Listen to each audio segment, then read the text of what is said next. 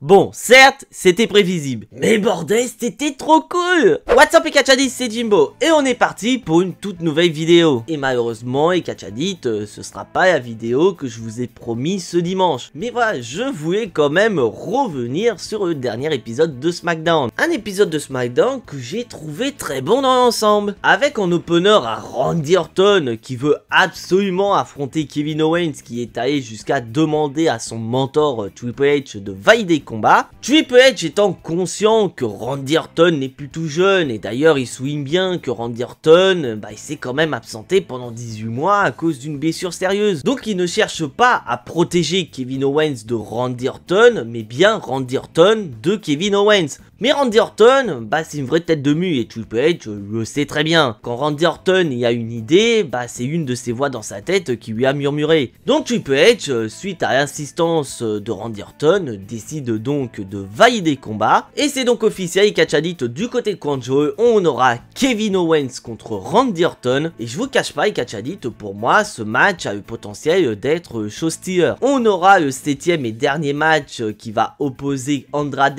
à Carmelo Hayes, ce qui va se terminer par un match nul, parce que tout simplement l'arbitre spécial qui était LA Knight a décidé d'en faire qu'à sa tête, et il va donc devoir en payer le prix, puisque Nick Aldis lui a annoncé que du côté de Conjo il défendra son titre des États-Unis pas contre un mais bien deux adversaires, puisqu'il affrontera Andrade et Carmelo Hayes dans un match triple menace. Et putain, WWE vous y allez fort là, vous avez annoncé deux excellents combats. Ça donne un peu de hype quand même pour Conjo. Ça c'est ce que je pensais quand de nulle part Nick Aldis a décidé d'officialiser un Fatal 4-Way pour les titres par équipe de Bianca Belair et de Jade Cargill. Ah oui c'est vrai, j'avais oublié, il faut bien avoir un match post-pipi. On aura un excellent segment entre Cody Rhodes et Gunther qui vont chercher à nous hyper leur confrontation du côté Conjo. Bon, d'un côté c'est assez facile de hyper leur match parce que rien que l'affiche, Cody Rhodes, Gunther, c'est déjà totalement dingue. Mais la tâche la plus compliquée, c'est bien évidemment nous hyper leur match, parce que je rappelle qu'ils vont quand même se battre pour un titre qui ne sert strictement à rien. Donc rien que ce titre de champion Conjo qui ne sert à rien,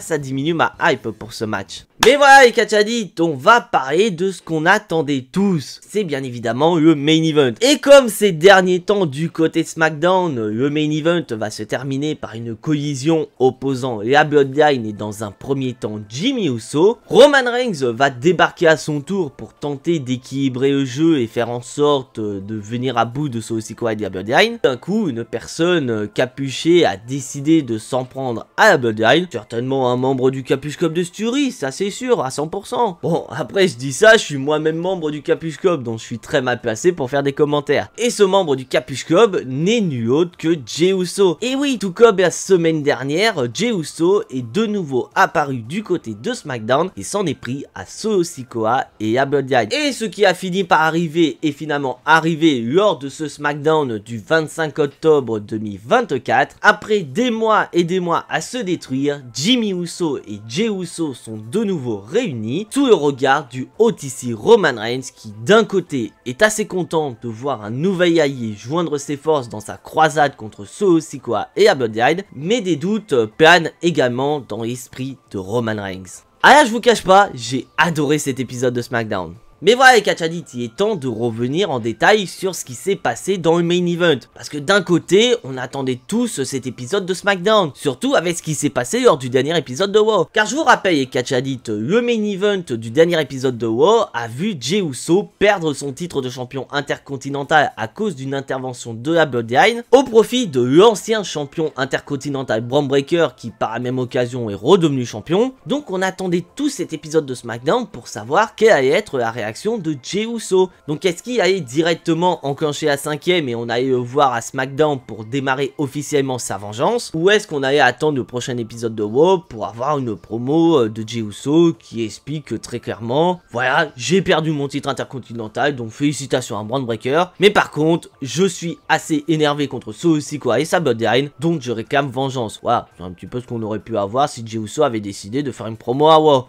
On a eu la première option, Jey Uso est directement directement apparu du côté de SmackDown. Et je trouve personnellement que l'intervention de Jey Uso a beaucoup de sens. Parce que oui, je vous ai pas dit les catch addicts, parce que le main event de cet épisode de SmackDown, c'était pas un segment. Car le main event de cet épisode de SmackDown, voyez, il y a Bloodline et cette équipe fraîchement arrivée et Motor City Machine Gun pour un match de championnat pour les titres par équipe de SmackDown. Et grâce aux interventions de Roman Reigns, Jimmy Uso et surtout grâce à l'intervention de Jey Uso, les Motor City Machine Gun ont battu la Bloodline et pour leur troisième match du côté de SmackDown, ils parviennent à récupérer les titres de champion par équipe. Ce qui est une très belle prouesse, soit dit en passant. Parce que pour ceux qui savent pas qui c'est les Motor City Machine Gun, c'est une des plus grandes équipes de l'histoire du circuit indépendant. Ah ouais, la Bloodline est intervenue pour coûter le titre intercontinental à Jey Uso. À SmackDown, Jey Uso décide de se venger en intervenant et empêchant la Bloodline de conserver leur titre de champion. Donc on peut dire que les compteurs sont remis à zéro. Mais voilà, maintenant, qu'est-ce qui va se passer, catch addict? Parce qu'avec ce qui s'est passé, c'est désormais officiel, Jey Uso, Jimmy Uso sont de nouveau ensemble. Bon, après, je vous avoue que j'aurais tellement voulu voir les Uso contre Tama Tonga, Tanga Loa pour les titres par équipe. Et voilà, maintenant que les titres par équipe sont du côté des Motor City Machine Gun, ça va pas arriver. Quand même, on peut avoir cette belle affiche entre les Uso, Tama Tonga et Tanga Loa. Mais ce qui va nous intéresser, c'est bien évidemment la réaction de Roman Reigns. Car on a tous vu les catch addicts, Roman Reigns était aux premières loges. Il avait la meilleure place pour assister à la réunification des frères Uso. Mais on voit bien à sa réaction que beaucoup de choses a chamboulé dans sa tête. Alors certes, dans un premier temps, je pense que Roman Reigns est très content. Parce qu'avec Jey Uso qui a rejoint son frère,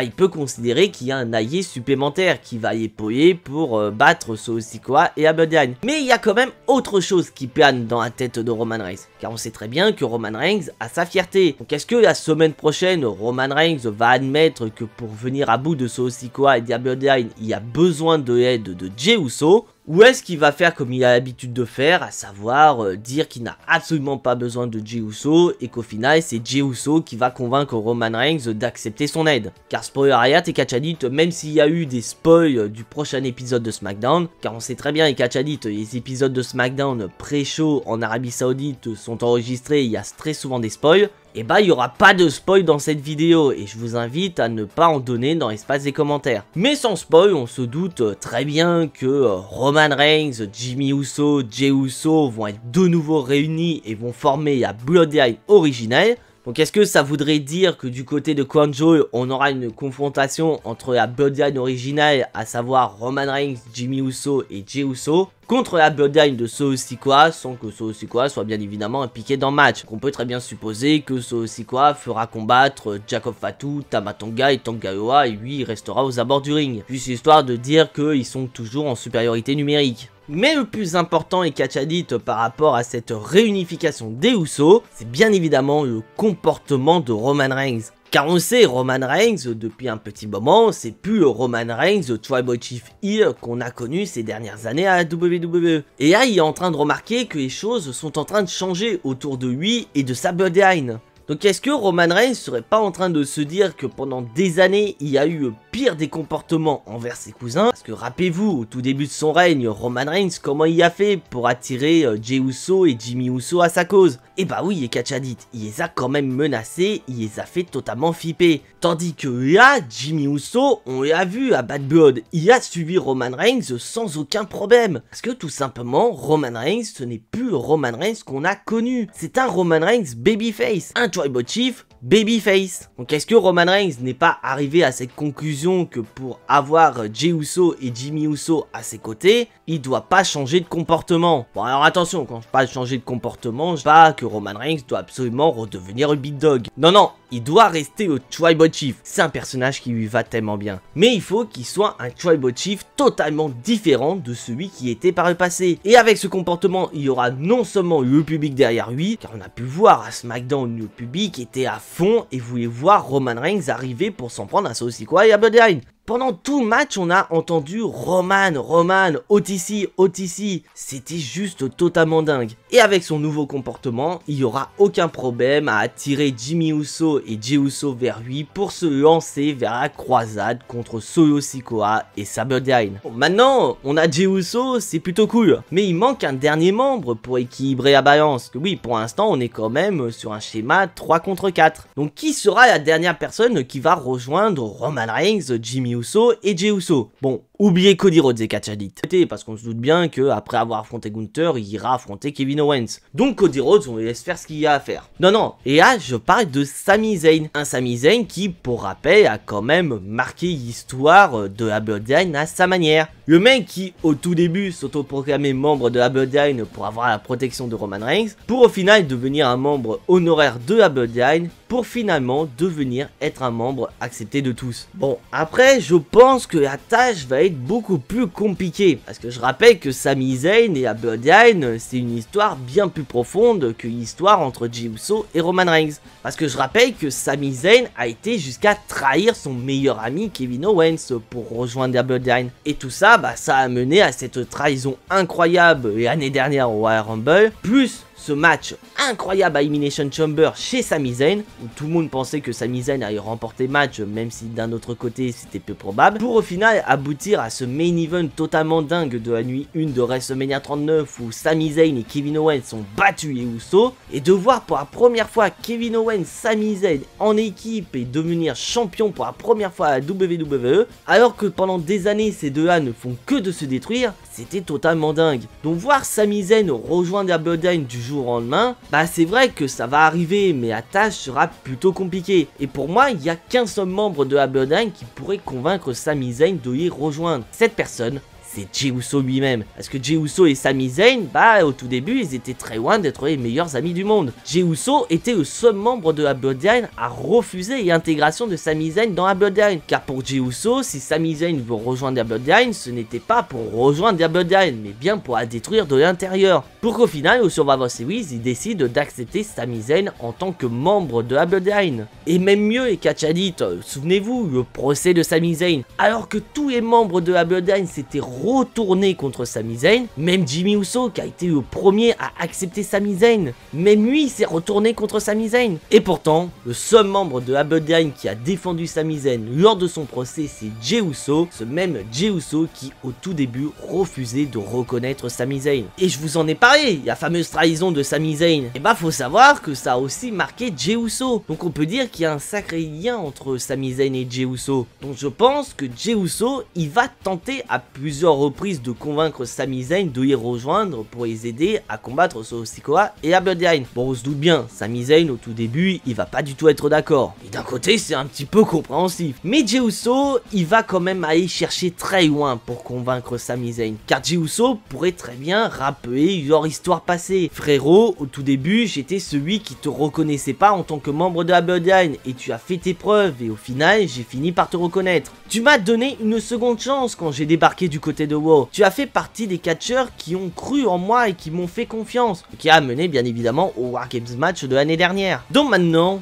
je te demande de me faire confiance. Rejoins-nous, rejoins la Bloodline, mais cette fois-ci, pas en tant que membre honoraire de la Bloodline, mais en tant que membre authentique de la Bloodline. Pas en tant que Sami Zayn, mais en tant que Sami Uso. Et là, ça pourrait être totalement dingue et Catch Addict. Les propos de Jey Uso tapent dans l'esprit de Sami Zayn. Et au final, Sami Zayn décide d'accepter et rejoint Jimmy Uso, Jey Uso et Roman Reigns en formant la Bloodline originelle. Une Bloodline originelle à 4 catcheurs contre la nouvelle Bloodline à 4 catcheurs, amenant à ce fameux War Games match. Et là, je pense que dans les prochaines semaines, ça va être totalement dingue. Et voilà les Catch Addict, c'est tout pour cette vidéo et j'espère qu'elle vous a plu. Si c'est le cas les Catch Addict, vous savez ce qu'il vous reste à faire, c'est bien évidemment apporter votre super kick sur le pouce bleu et à enchaîner avec un Usosta sur le bouton abonné. Ça reste entièrement gratuit et c'est deux excellents moyens de me soutenir. Je tiens avant toute chose à vous remercier Catch Addict car la dernière vidéo a fait pas mal de vues, ça m'a fait énormément plaisir. C'est vrai que ces derniers temps, je faisais pas beaucoup de vues sur la chaîne. Mais voilà, j'essaie de revenir petit à petit et je m'excuse encore une fois pour la sortie tardive de la vidéo que je vous ai promis. Mais voilà, je pense que la vidéo sortira d'ici 2 semaines. Et là, vous êtes en train de vous dire, pourquoi dans 2 semaines, Jimbo? Et oui, la semaine prochaine, on sera sur la dernière semaine avant Quanjoy. Donc, il y aura bien évidemment le Jimbo Gnostic de Quanjoy, mais il y aura également la review de Quanjoy. Ce qui fait quand même 2 vidéos la semaine prochaine et mettre une 3e qui est bien plus complexe. J'ai peur de pas avoir suffisamment de temps. Donc je préfère mieux m'accorder une semaine supplémentaire et vous l'aurez dans la semaine post Quanjoy. Mais voilà les catch addicts, on se retrouve dès la semaine prochaine pour parler des histoires les plus dingues du catch univers. D'ici là, portez-vous bien et on n'oublie pas le plus important, soyez tous très fiers d'être des catch addicts. C'était Jimbo et à la prochaine.